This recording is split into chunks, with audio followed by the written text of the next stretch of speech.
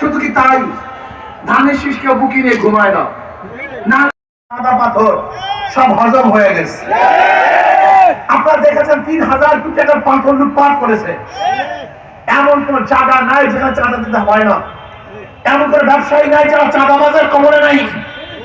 আজকে আমার মা বোনদের অবস্থাটা কি?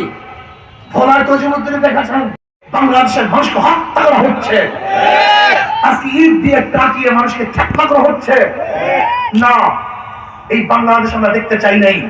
আসুন, কোন দল নয়, কোন ব্যক্তি নয়, যতদিন পর্যন্ত আল্লাহর জমিনে আল্লাহর হুকুমাত কায়েম না হবে ততদিন পর্যন্ত জীবন দিবেন, রক্ত দিবেন, কিন্তু শান্তি পাবেন না। ওদের সব জায়গায় ধোঁকাবাজি। আপনারা দেখেছেন এক বক্তা বিএনপির বক্তব্য দিয়েছেন, ঠ্যাং ধরেন, এটা খারাপ কিছু না।